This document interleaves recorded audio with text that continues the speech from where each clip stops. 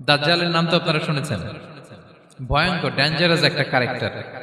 পৃথিবীর শুরু থেকে শেষ পর্যন্ত এর চেয়ে বড় ফিতনা আসেনি, আসবেও না। দাজ্জালের ফিতনা। সে তার এক চোখ থাকবে, আরেক চোখ এরকম বন্ধ থাকবে। এখানে লেখা থাকবে কাফারা। কোনোভাবেই তাকে দমানো যাবে না, হত্যা করা যাবে না। আল্লাহ নবী ঈসা আলাইহিস সালাম তাকে হত্যা করবেন। তো যে ব্যক্তি সূরা কাহাফ তেলাওয়াত করবে, সূরা কাহাফের প্রথম 10 আয়াত বিশেষ করে মুখস্থ রাখবে, আল্লাহ তাআলা উসিমা মিন ফিতনাতিদ দাজ্জাল, দাজ্জালের ফিতনা থেকে তাকে বাঁচাবেন। তা আমরা দাজ্জালের ফিতনা থেকে বাঁচতে চাই কি চাই না? আমরা যেন সূরা কাহাফের প্রথম 10 আয়াত মুখস্থ করি। সূরা কাহাফ যেন জুমার দিন আমরা তেলাওয়াত করি। So now the question arises, what is the relationship of Suratul Kahf with Dajjal? দাজ্জালের সাথে সূরা কাহাফের রিলেশনটার কারণ কি? একটা মেকানিজম তো এখানে আছে। এত সূরা থাকে, রাসূল সাল্লাল্লাহু আলাইহি ওয়াসাল্লাম কেন বলেন যে সূরা কাহাফ পড়লে দাজ্জালের ফিতনা থেকে বাঁচবে? কারণটা কি? এর কারণ হচ্ছে দাজ্জাল আমাদেরকে যে সমস্ত জিনিস দিয়ে ফিতনায় ফেলবে, ওই ফিতনাগুলোর সলিউশন আল্লাহ তাআলা সূরা কাহাফের ভিতরে রেখে দিয়েছেন। দাজ্জাল 4টা জিনিস দিয়ে আমাদেরকে ফিতনায় ফেলবে। দ্যাটস ট্রায়াল অফ ফেথ, এক নাম্বার। ঈমানের পরীক্ষা সে আমাদেরকে ফেলবে, আমাদের বিশ্বাস নিয়ে ছিনিমিনি খেলবে সে। এটার সলিউশন আছে সূরা কাহাফ, আমি বলবো আস্তে আস্তে। 2 নম্বরে দাজ্জাল আমাদেরকে ফিতনায় ফেলবে দ্য ট্রায়াল অফ ওয়েলথ, সম্পদ দিয়ে সে আমাদেরকে ফিতনায় ফেলবে। 3 number the trial of knowledge, জ্ঞান দিয়ে সে আমাদেরকে ফিতনায় ফেলবে। 4 number the trial of power, ক্ষমতা দিয়ে সে আমাদেরকে ফিতনায় ফেলবে। দাজ্জাল 4টা জিনিস দিয়ে আমাদেরকে পরীক্ষায় ফেলবে। কয়টা?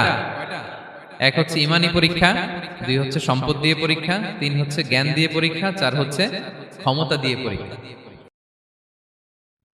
সে ঈমানের পরীক্ষায় আমাদেরকে ফেলবে। সে এসে বলবে আমি তোমার রব, এবং এটা প্রমাণ করার জন্য যা যা দরকার আল্লাহ তাআলা তাকে সব দিবেন। সে সব করতে পারবে। সে বলবে আমি তোমার রব। যদি বিশ্বাস না হয়, তোমার বাবাকে যদি জীবিত করে বিশ্বাস করবে? অনেকে বলবে হ্যাঁ আমার আব্বাকে জীবিত করে দেখান। তো তার বাবাকে ঠিকই সে জীবিত করে ফেলবে। আসলে শয়তান তার বাবার সূরত নিয়ে সামনে দাঁড়াবে। আরে তাই তো, এটাই তো আমার বাবা, এটাই তো আমার দাদা। মানুষ ফিতনায় পড়ে যাবে, ঈমানের ফিতনায়। সে ভাববে আসলে এটাই বোধহয় আমার রব, এবং তাকে এত ক্ষমতা দেয়া হবে, তার ডান দিকে থাকবে জান্নাত, বাঁ দিকে জাহান্নাম। তার কাছে আল্লাহ এটা দিবে। যে তার কথা শুনবে তাকে সে জান্নাতে ঢুকাবে, কিন্তু জান্নাতে ঢুকে সে জাহান্নামের শাস্তি ভোগ করবে। এটা তার বাইরের মানুষ বুঝবে না, অ্যাপারেন্টলি এটা জান্নাত। আর যে তাকে মানবে না তাকে সে জাহান্নামে ফেলবে, কিন্তু জাহান্নামে ঢুকলেও সে জান্নাতের নাজ নেয়ামত ভোগ করবে। তাহলে এই যে ঈমানের ফিতনায় সে ফেলে দিবে আমাদেরকে। তো ঈমান কি করে বাঁচাবো, এটার সলিউশন আমি শোনাবো আপনাদের। 2 নম্বরে সে আমাদেরকে সম্পদ দিয়ে ফিতনায় ফেলবে। যার যা লাগবে সে তাই দিতে পারবে, যা লাগবে। সে যদি আকাশকে বলে আকাশ বৃষ্টি দাও, যাকে তারা মানবে ওই এলাকায় বৃষ্টি হবে, সুজলা সুফলা শস্য শ্যামলা হবে সে সমস্ত এলাকা, ফল মূলে ভর্তি হবে, বরকত আর বরকত। আর যে এলাকার লোকেরা, জনপদের লোকেরা তাকে মানবে না, সে বলবে ওখানে বৃষ্টি হবে না, হবেও না। ওখানে খরা, দুর্ভিক্ষ, মাটি ফেটে চলছে, মানুষ না খেয়ে মরবে, মহামারী, দুর্ভিক্ষ দেখা দেবে। তখন বিশ্ববাসী মনে করবে এটাই বোধহয় আমাদের রব। তার মানে সম্পদ দিয়ে ফিতনায় ফেলে দিবে। 3 নম্বর হচ্ছে নলেজ, তার জ্ঞানের কাছে গোটা বিশ্ব হার মানবে। পূর্বের পরের যত জ্ঞান আছে সব আল্লাহ তাকে দিবে। ইলমুল আউয়ালিন ওয়াল আখিরিন, এমন কোন প্রশ্ন নেই যেটা দিয়ে তাকে আটকানো যায়। যাই জিজ্ঞেস করবেন সব জানতা, সব বলে দেয়। ভবিষ্যৎবাণী বলে দিবে, বলবে আগামীকাল ওইখানে অমুক দেশে বোমা বিস্ফোরণ হবে, হবে ওইখানে, ওখানে দুর্ভিক্ষ হবে, হবে, ভূমিকম্প হবে, হবে। সে যা বলবে তাই হবে। তার জ্ঞানের এই বহর দেখে মানুষ ফিতনায় পড়ে যাবে। 4 নম্বর হচ্ছে দ্য ট্রায়াল অফ পাওয়ার, ক্ষমতা। তার ক্ষমতার সামনে সবকিছু একেবারে ছিন্ন বিচ্ছিন্ন হয়ে যাবে, এত ক্ষমতা হবে তার। সে যেমনটি বলবে তেমনটি করতে হবে। বাতাসের চেয়ে দ্রুত বেগে সে এক দেশ থেকে আরেক দেশে চলে যাবে। তো তার এই সমস্ত অলৌকিক ক্ষমতা দেখে মানুষ ফিতনায় পড়ে যাবে। এবং এই ফিতনা, এই পরীক্ষার মুহূর্তগুলোতে মানুষ কিভাবে নিজেকে ধরে রাখবে তার সলিউশন আল্লাহ তাআলা সূরা কাহফে দিয়েছেন। এই 4টা ফিতনা থেকে বাঁচার জন্য আল্লাহ সূরা কাহফে 4টা ঘটনা উল্লেখ করেছেন। কয়টা?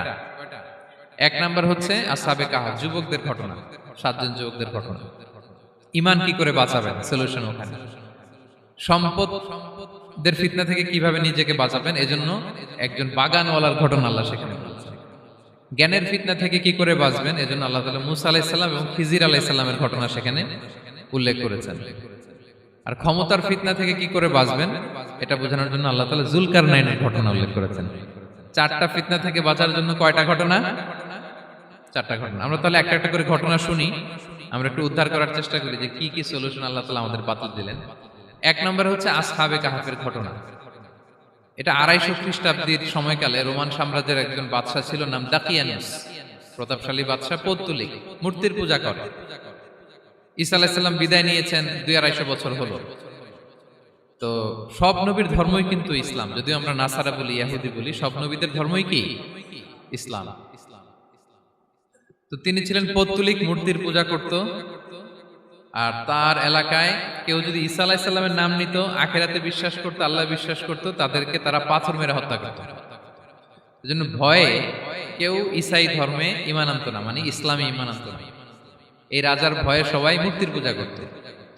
কিন্তু 7 জন যুবক ছিল, তারা স্রোতে গা ভাসিয়ে দেয়নি। স্রোতের বিপরীতে তারা ঈমান নিয়ে দাঁড়িয়েছে। তারা ঈসা আলাইহিস সালামের রেখে যাওয়া সত্য ধর্মের উপর ঈমান এনেছিল, আখিরাতে তারা বিশ্বাস করত। তো এই 7 জন যুবকের কথা ছড়াতে ছড়াতে রাজা দাকিয়ানুসের কাছে চলে যায়। উনি তো রেগে মেগে আগুন, ডেকে পাঠালো 7 জনকে। তো তাদেরকে জিজ্ঞেস করলো, তোমরা কাকে মানো? বলতেছে এক আল্লাহকে মানি। সাহসী, খুবই সাহসী। বলতেছে তুমি কি জানো তোমরা কার সামনে কথা বলতেছো? আমি তো তোমাদেরকে মৃত্যুদণ্ড দিতে পারি। তারা বলে দেন, কিন্তু আমরা সব বিসর্জন দিলেও ঈমান বিসর্জন দিতে পারবো না। সুবহানাল্লাহ। তিনি বললেন, তোমরা যুবক মানুষ, রক্ত গরম, আবেগে কথা বলতেছো, 3 দিন সময় দিলাম, যাও।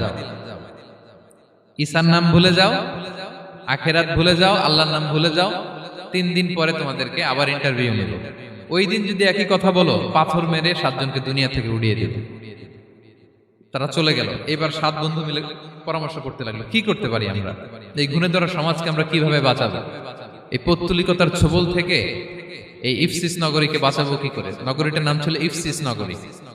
বর্তমানে এটা তুরস্কের ইজমির শহরে অবস্থিত। এখনো জায়গাটা প্রত্নতাত্ত্বিকদের ওই ইয়েতে এটা সংরক্ষিত, এখনো টুরিস্টরা যায়। তো তারা বলল, আমরা ঈমান বিসর্জন দিব না, যদি আমরা ওদের কথা মেনে নেই আমরা তো মুশরিক হয়ে গেলাম, চলো আমরা এক কাজ করি, আমরা এলাকা ছেড়ে দিই। এই 7 যুবক আল্লাহর উপর ভরসা করে তারা বাড়ি ঘর আত্মীয় স্বজন সব ছেড়ে দিয়ে, লোকালয় ছেড়ে দূরে একটা পাহাড়ের ভেতরে আশ্রয় নিল। পাহাড়ের ভেতরে একটা গুহা ছিল, এই গুহাকেই আরবিতে বলে আল কাহাফ। কি বলে? এই সূরার নাম কি? সূরাতুল কাহাফ। তো তাদের সাথে সাথে একটা কুকুরও যাচ্ছিল।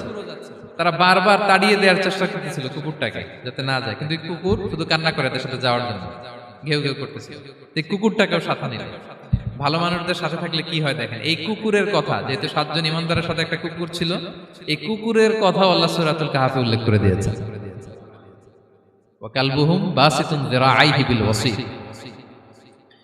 তো তারা ভিতরে গেল, যে প্রচন্ড ক্লান্ত, তারা ঘুমিয়ে পড়ল। কি করলো? এই এক ঘুমে আল্লাহ 309 বছর কাটায় দিলেন। কয়শো 9 বছর? 9 বছর ঘুম, সব ঘুম, প্রচন্ড ঘুম, ঘুম যেন আর কাটে না। 309 বছর পরে এরা জাগলো। এখন খুব ক্ষুধা, ঘুমে আর মোর ভাঙতেছে। আর একজন জিজ্ঞেস করতেছে, কি লম্বা সময় ঘুম দিলাম কোথায় আমরা? একজন বলতেছে, হ্যাঁ মনে সারাদিনই ঘুমাইছি আমরা। আরেকজন বলতেছে, না না সারাদিন না, দিনের কিছু অংশ হয়তো ঘুমাইছি। আসলে কয় বছর ঘুমাইছে? 309 বছর। তো এদিকে সভ্যতার তো চেঞ্জ। এখানে ওই দাকিয়ানুস মরে, এর ছেলে মরে, এর নাতি মরে, পুতি মরে, এখন 6ষ্ঠ নম্বর রাজা আসছে। প্রজন্মের পর প্রজন্ম তো শেষ। 309 বছরে কমপক্ষে 4-5টা জেনারেশন চেঞ্জ হবে। তো জেনারেশন চেঞ্জ হয়ে, এলাকা চেঞ্জ হয়ে, তারা যে স্বপ্ন দেখেছিল এই ইফসিস নগরীতে কালিমার পতাকা উঠবে, তাদের স্বপ্ন আল্লাহ বাস্তবায়ন করেছেন। 309 বছরের ব্যবধানে এই এলাকার সবাই মুসলিম হয়ে গেছে। আল্লাহ চাইছিলেন ওদেরকে দেখাবে, এটা ওদের স্বপ্নটা যে বাস্তবায়ন হয়েছে এটা দেখাবে। তো ঘুম থেকে উঠছে, একজনকে তারা বললো যে লুকায় লুকায় চাদর মুড়ি দিয়ে কিছু রুটি নিয়ে আসো বাজার থেকে, যাতে তোমাকে না চিনে। চাদর মুড়ি দিয়ে যাও। কিছু পয়সা ছিল, মুদ্রা দিয়ে দিস। তো তো সে যে যখন দোকানদারের কাছ থেকে রুটি নিছে আর মুদ্রা দিছে, দোকানদার বলে এই মুদ্রা কোথা থেকে আসলো? 309 বছর আগে মালয়েশিয়াতে রিঙ্গিট ছিল কিনা জানি না, যেভাবে ওরা ট্রানজাকশন করতে পারে যেটা ছিল ওইটা যদি এখন কেউ দেয়, রাধুনী বিলাসে খাবার পাওয়া যাবে? হ্যাঁ। তো রুটিওয়ালা বলে তুমি বর্তমান সময়ের মুদ্রা দাও, এটা দিচ্ছ কেন? বলতেছে এটা তো বর্তমান সময়ের মুদ্রা। বলতেছে এই যে মুদ্রার মধ্যে দেখো কোন সালের সিল দেওয়া, এটা তো শত শত বছর আগে। বলতেছে কি বলে শত বছর আগে? আমি তো আজকে সকালেই বাজার করলাম, ওই বাজার করে যে টাকাগুলো ছিল ওইটাই তো পকেটে। বলতেছে বলে কি? নিশ্চয়ই তুমি গুপ্তধনের সন্ধান পেয়েছো, হিডেন ট্রেজার। বলো, মানে তার সাথে এদের কথাবার্তা কিছু মিলতেছে না। পরে তাকে ধরে ওই সময়কার রাজার কাছে নিয়ে গেছে। ওই রাজা আবার মুসলিম, সবাই মুসলিম তো হয়। সে যা বলে এরাও কেউ বিশ্বাস করে না, এরাও যা বলে এও বিশ্বাস করে না। আর এলাকা এর বাড়ি ঘর আসবে কোত্থেকে? এর নাতি পুতি যা আছে 5-6 পুরুষ তো মরে সবাই কবরে। তখন তার কথা শুনে সবাই অবাক। তো এটা মিলানোর জন্য তারা 309 বছর আগের দাকিয়ানুস বাদশার সরকারি যে নথিপত্র, ওই পুরাতন ছিঁড়া নথিপত্র তারা বের করলো। বের করে দেখে ঠিকই দাকিয়ানুস নামে এক বাদশা ছিল, আর অনেক শত শত বছর আগে মোস্ট ওয়ান্টেড 7 জন যুবক ছিল, যাদের ব্যাপারে এক্সিকিউশনের অর্ডার ছিল। এখন দেখে তারা অবাক। লম্বা ঘটনা আমি খুব শর্ট করে বলতেছি। পরে সবাই মিলে তাকে সহ ওই গুহায় গেল। গুহায় যাওয়ার পরে সে বাকিদেরকে ডাকতে গুহার ভিতরে ঢুকলো। আল্লাহ তাআলা 7 জনকে ওইখানে মৃত্যু দিয়ে দিলেন। চিরকালের জন্য এই 7 জন ঘুমায় পড়ল। আর এলাকাবাসী রাজা সহ ওইখানে তারা একটা মসজিদ নির্মাণ করলো। This is the story of আসহাবে কাহাফ। তো এলাকাবাসী যদিও মুসলিম হয়েছিল, কিন্তু আখিরাতের ব্যাপারে তাদের একটা সন্দেহ ছিল যে আসলে মানুষ মরার পরে কি আবার জীবিত হবে? মৃত্যুবরণ করার পরে আবার মানুষ জীবিত হবে? তাদের মনের মধ্যে একটা সন্দেহ ছিল যে আসলে মারা গেলে মানুষ আবার উঠতে পারে। তো তাদের এই সন্দেহ দূর করার জন্য আল্লাহ তাআলা এই 7 জনকে 309 বছর ঘুম পাড়িয়ে আবার জীবিত করলেন। সুবহানাল্লাহ বিহামদিহি। তাহলে ঈমান কিভাবে বাঁচাতে হয় এটার প্রেরণা আমরা এই 7 যুবকের কাছ থেকে পাই। এখানে যেটা আমরা শিখি প্রিয় ভাইরা, 1 নম্বর লেসন হচ্ছে আমাদের গুড কোম্পানি লাগবে, রাইটাস পিপল, মানে আমাদের সার্কেলটা ভালো হইতে হবে। তাদের 7 জনের সার্কেলটা খুব ভালো ছিল, ফলে তারা বিপথে যায় নাই এবং তারা এমন শক্ত সিদ্ধান্ত নিয়েছে যে আল্লাহ তাআলা সেটাতে বরকত দিয়েছেন, গোটা সমাজকে আল্লাহ তাআলা চেঞ্জ করে দিয়েছেন। এটা হচ্ছে 1 নম্বর লেসন। আপনি ঈমান বাঁচাতে হলে আপনার সার্কেল ভালো লাগবে। খুঁজবেন যে এলাকায় যাবেন ওখানে নামাজি সার্কেল কারা আছে, ওখানে জ্ঞানী গুণী সার্কেল কারা আছে, ওখানে ভালো কাজ করতে চায়, একে অপরকে সহযোগিতা করে, কল্যাণের পথের যাত্রী কারা আছে খুঁজতে হবে আপনাকে। খুঁজে ওই সার্কেলে আপনি যুক্ত হবে, তাইলে ঈমান বাঁচানো যাবে। ক্লিয়ার? 2 নাম্বার হচ্ছে conflict between believers and disbelievers it's universal. সত্য মিথ্যার লড়াই এটা চিরন্তন, আজীবন থাকবে। এটা ওনাদেরও ছিল, এখনো আমাদের লড়াই করে যেতে হচ্ছে, আমাদের ভবিষ্যৎ প্রজন্মও করবে। এই লড়াইটা আমরা করে যেতে চাই। কি বলেন? হ্যাঁ, থামা যাবে না? আমরা থামতে আসিনি, আমরা এই লড়াইটা করে যাব। আমরা সত্যের কথা বলেই যাব ইনশাআল্লাহ। বলেন। 3 নাম্বার হচ্ছে যে লেসনটা আমরা পাই, অনেকগুলো লেসন, আমি খুব প্রেসাইজলি বলতেছি। যুবকরা চাইলে একটা সমাজকে পাল্টে দিতে পারে। এই পৃথিবীতে যত বড় বড় বিপ্লব হয়েছে এগুলো যুবকরা এনেছে। তারা হচ্ছে সভ্যতা গড়ার কারিগর। আসহাবে কাহাফ আমাদের এই সময়ের নওজওয়ানদের জন্য প্রেরণা। তারা আমাদের জন্য প্রেরণার বাতিঘর। তারা যেমনি ঈমানকে রক্ষা করেছে, আমাদের যুবকরা চাইলেও তাদের ঈমানি চেতনাতে স্পিরিট দিয়ে সমাজটাকে পাল্টে দিতে পারে। কি বলেন? এখানে বেশিরভাগই তো যুবক। হ্যাঁ, গুড সার্কেলে থাকবেন তো আপনারা? সত্যের পক্ষে সবাই থাকবেন তো? আল্লাহ তাআলা কবুল করুন। আচ্ছা, এবার 2 নাম্বার ছিল সম্পদের ফিতনা, কিভাবে বাঁচবেন। আসহাবে কাহাফের পরে সূরা কাহাফে আল্লাহ তাআলা একজন বাগানওয়ালার ঘটনা বলেছে। 2 জন বন্ধু, একজন একটু গরিব, সে বিশ্বাসী, আরেকজন ধনী, সে অবিশ্বাসী। তাকে আল্লাহ তাআলা বিশাল বড় খেজুরের বাগান আর আঙ্গুরের বাগান দিয়েছেন, বিশাল বড়, অনেক বড় বিজনেস ম্যাগনেট। তো এই সম্পদের অহংকার সে করত। সে প্রায় তার গরিব বন্ধুকে বলতো যে তোর চেয়ে আমার সম্পদও বেশি, সন্তানও বেশি, জনবল বেশি, লোকবল বেশি, অর্থবল বেশি, সব বেশি।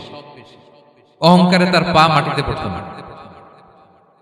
আর সে আখিরাতে অবিশ্বাস করত এবং সে বলতো যে এই সম্পদ আমারে বাঁচাবে, চিরকাল আমাকে স্মরণীয় করে রাখবে, এই সম্পদ কোনোদিন যাবে না।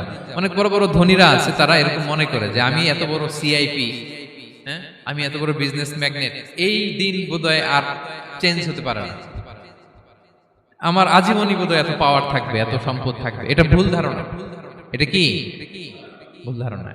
এই যে তুরস্কে দুর্ভিক্ষ হইল না, আপনারা দেখছেন না যে অনেক সম্পদের মালিক বাড়ি ঘর ভেঙে রাস্তার ফকির। এখন ওই যে রিফিউজিদের জন্য যে খাবার আসছে, ওখানে লাইনে দাঁড়াইছে, কারণ এখন লাইনে না দাঁড়ালে খাবারও তো মিলবে না। 1000 কোটি টাকার মালিক ছিল, ভেঙে চুরে সব শেষ। এখন রিলিফের নেওয়ার জন্য দুস্থদের কাতারে ওখানে দাঁড়াইছে, কারণ দাঁড়াইলেই কিছু খাবার পাওয়া যাবে, খিচুড়ি পাওয়া যাবে, তা না হলে তো খাবারটাও মিলবে না।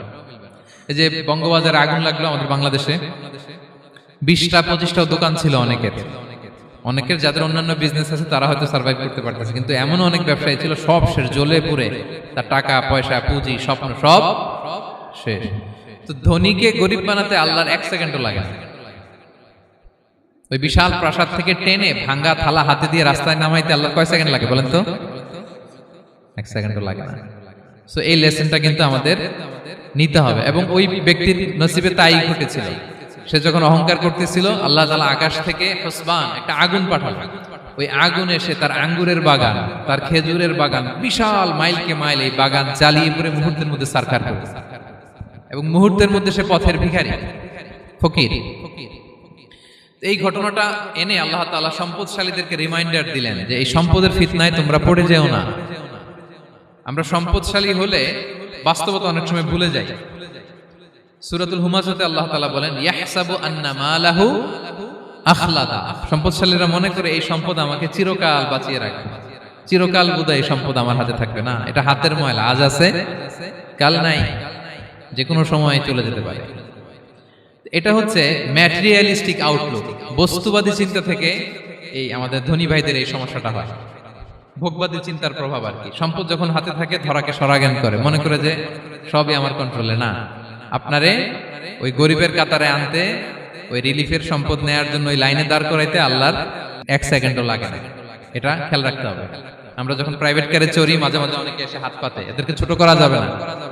গল্পটা আল্লাহ ভিন্ন করতে আল্লাহর 1 সেকেন্ডও লাগে না। ওইদিকে আমি দাঁড়ায় হাত পাততাম আর উনি প্রাইভেট কারে বসে থাকতো। আল্লাহ চাইলে এরকম করতে পারতেন না? পারতেন। তো এখান থেকে আমাদের জন্য শিক্ষা হচ্ছে সম্পদ এটা ক্ষণস্থায়ী, আজ আছে কাল নাই,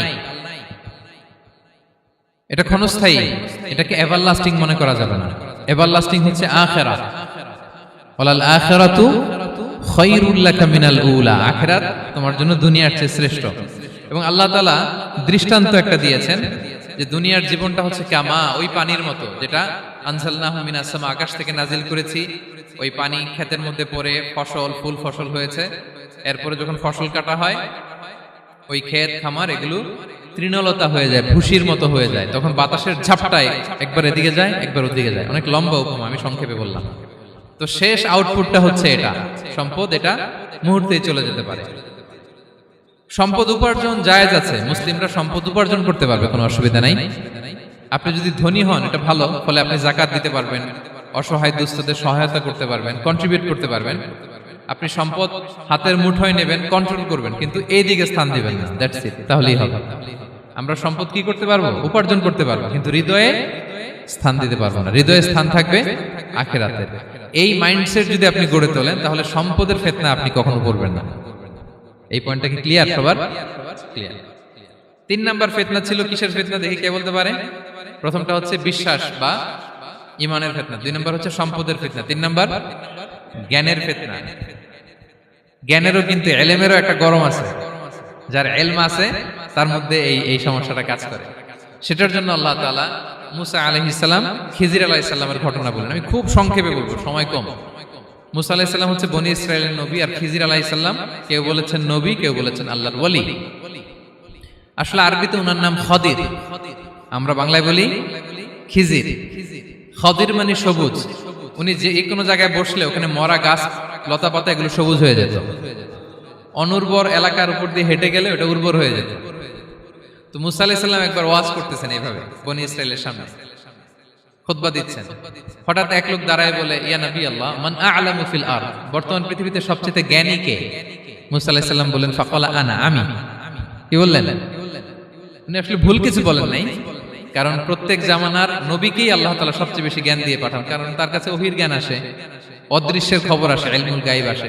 কিন্তু এই উত্তরটা আল্লাহ তাআলার পছন্দ হয় না। আল্লাহ তাআলা চাচ্ছিলেন মুসা যদি বলতো আল্লাহ তাআলাই জানে কে জ্ঞানী বা আল্লাহই সবচেয়ে জ্ঞানী, এরকম হলে ভালো হতো। কিন্তু মুসা আলাইহিস সালাম কি বলছে? আমি। একজন প্রশ্ন করলো সবচেয়ে বড় জ্ঞানী কে? উনি কি বললেন? আমি। এই যে আমি এটাতে ঝামেলা আছে। আমি বড়, আমি জানি, আমি সব, দিস ইজ প্রবলেমেটিক। আল্লাহ এটা পছন্দ করলেন না। আল্লাহ তাআলা মুসা আলাইহিস সালামকে বললেন, মুসা তুমি যে বলছো তুমি জ্ঞানী, না তুমি জ্ঞানী না, তোমার চেয়ে বড় জ্ঞানী আছে। মুসা আলাইহিস সালাম বলে, তাই নাকি? আমার চেয়ে বড় জ্ঞানী কে? তো আল্লাহ তাআলা বললেন, ইযহাব ইলা মাজমাইল বাহরাইন, দুই সাগর বা দুই নদীর মিলনস্থলে যাও, ওখানে আমার এক বান্দা আছে তোমার চেয়েও জ্ঞানী। মুসা আলাইহিস সালাম বললেন, তাই নাকি? তো আল্লাহ, আমি কিভাবে চিনব উনি কোথায় থাকে, কিভাবে বুঝবো? আল্লাহ বললেন, একটা বড় মাছ নাও, এটাকে ফ্রাই করো, এটাকে ফ্রাই করে একটা ঝুড়ির ভেতরে নাও, যেখানে এই মাছটা সাগরে ঢুকে যাবে ওখানে আমার বান্দাকে পাবে। তো উনি ওনার সহযোগী ইউশা ইবনে নুনকে নিয়ে হাঁটতে লাগলেন। হাঁটতে হাঁটতে এক জায়গায় ক্লান্ত হয়ে পাথরের পাশে বিশ্রাম নিলেন। ওই পাথর থেকে আবার এক ধরনের পানি বের হয়, এই পানিটারে বলে আবে হায়াতের পানি, মাউল হায়াত, জীবন নদীর পানি। এই পানি কোনো মৃত প্রাণী বা বস্তুর গায়ে লাগলে ওটা জীবিত হয়ে যায়। তো ওনারা পাথরে হেলান দিয়ে বিশ্রাম নিচ্ছিলেন, ওই পানি ওই ফ্রাই করা মাছের গায়ে লাগার সাথে সাথে মাছ জীবিত হয়ে ঝুড়ি থেকে বের হয়ে সাগরে ঢুকে গেছে। ওনারা আর খেয়াল করেন না। এরপর আবার হাঁটতে লাগলেন। হাঁটতে হাঁটতে যখন ক্লান্ত শ্রান্ত, তখন বলে, এই ইউশা, আমাদের ওই মাছ ফ্রাই মাছটা দাও, এখন খাই। ঝুড়ি খুলে দেখে মাছ নাই। মাছ গেল কোথায়? তখন ইউশা বলল, হয়তো আমরা যে পাথরের ওখানে বিশ্রাম নিয়েছিলাম ওখানে আমরা মিসিং, ওখানে হারাই ফেলছি। চলো চলো, আরে ওইদিকে তো যাইতে হবে আমাদের। উনি গেলেন, যে দেখে মাছ যে জীবিত হয়ে বালুর এদিকে নাড়াচাড়া করতে করতে সাগরে ঢুকে গেছে, ওখানে দাগ আছে। মুসা আলাইহিস সালাম ঢুকলেন সুরঙ্গ, ঢুকে দেখে চাদর গায়ে দিয়ে এক লোক শুয়ে আছে। সালাম দিলেন, আসসালামু আলাইকুম। ওই লোক চাদর আর সরায় না, ভিতর থেকে বলতেছে, ওয়ালাইকুম আসসালাম। তো চাদরের ভিতর থেকে উনি বলে, মান আন, তুমি কে? মুসা আলাইহিস সালাম বললেন, আনা মুসা, আমি মুসা। উনি বলেন, মুসা বনি ইসরাইল, বনি ইসরাইলের মুসা? বললেন, হ্যাঁ। কেন এসেছো? এবার চাদর খুললেন। বলতেছে, আপনার কাছ থেকে কিছু শিখতে আসছি। আল্লাহ বলছে, আপনি নাকি সবচেয়ে বড় জ্ঞানী। আমি ভুল করে বলে ফেলছিলাম আমি। আল্লাহ বলছেন যে আপনি নাকি জ্ঞানী। বলতেছে, না, তুমি আমার জ্ঞান নিতে পারবে না, ওই ধৈর্য শক্তি তোমার নাই। মুসা আলাইহিস সালাম বললেন যে আপনি যে কোনো শর্তে আমাকে একটু রাখেন কয়েকদিন, আপনার সাথে আমি রাজি। বললেন, না, তুমি পারবে না। মুসা আলাইহিস সালাম জোর করতে লাগলেন। অবশেষে খিদির আলাইহিস সালাম রাজি হলেন। বললেন, শর্ত হচ্ছে আমি যাই করি আর না করি আমাকে কোনো প্রশ্ন করা যাবে না। মুসা আলাইহিস সালাম বললেন, ওকে। সফর শুরু হলো। সামনে নদী, এক লোক তাদের নৌকা দিয়ে নদী পার করাই দিল। নদী পারাপারের পর খিজির আলাইহিস সালাম লাঠি দিয়ে নৌকার তলাটা ছিদ্র করে দিলেন। মুসা আলাইহিস সালাম বললেন, ইন্না লিল্লাহি, এটা আপনি কি করলেন? ওরা আমাদেরকে নদী পার করে দিল, আর যে ভাড়াটা আসছিল এটাও নিল না, আমাদেরকে সম্মান দেখালো, আপনি নৌকা ছিদ্র করে দিলেন। খিজির আলাইহিস সালাম বলছে, এই যে আমি বলছিলাম না তুমি ধৈর্য ধারণ করতে পারবে না, যাও, তোমার রাস্তায় তুমি, আমার রাস্তায় আমি। মুসা আলাইহিস সালাম আবার ক্ষমা চাচ্ছেন যে আপনি আমার ক্ষমা করেন, আমি তো ভুলে গেছি, আর প্রশ্ন করবেন না। চলতে লাগলেন।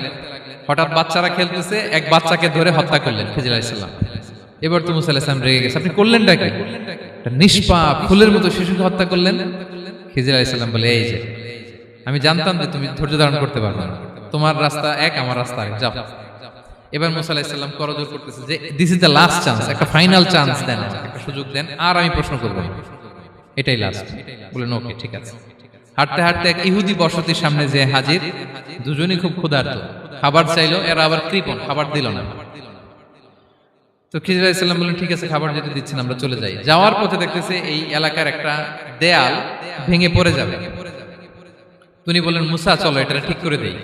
দুইজন মিলে প্রচন্ড ক্ষুধায় এটা সেটা এনে দেয়ালটা তৈরি করতেছে। মুসা আলাইহিস সালাম তো এমনিই রাগী, পেটে আবার ক্ষুধা, আবার বলছে কিছু বলাও যাবে না। তিনি এবার আর প্রশ্ন করেন, বলতেছে ওরা এত কিপটামি করলো আর আপনি এটা করে দিলেন, আপনি তো চাইলে এটা টাকা নিতে পারতেন, পারিশ্রমিক নিতে পারতেন চাইলে। এই কথা বলার পর খিজির আলাইহিস সালাম বললেন, হাযা ফিরাকু বাইনি ওয়া বাইনি, এখানেই তোমার আর আমার সেপারেশন, আর সামনে আগানো যাবে না, তোমার কোনো ধৈর্যই নাই। তো এতটুকু তোমাকে আমি বলি যে আমি একটাও আল্লাহর আদেশ ছাড়া করি নাই, আল্লাহর আদেশে আমি করেছি। কি? এক নম্বর হচ্ছে ওই যে আমাদের ভাড়া নিতে চাইলো না, আমাদেরকে পার করে দিল, নৌকাটা ছিদ্র করেছি কারণ এই এলাকায় একজন জালিম বাদশা আছে, সে নৌকা পেলেই গরিব মাঝিদের নৌকা সিজ করে নিয়ে যায়।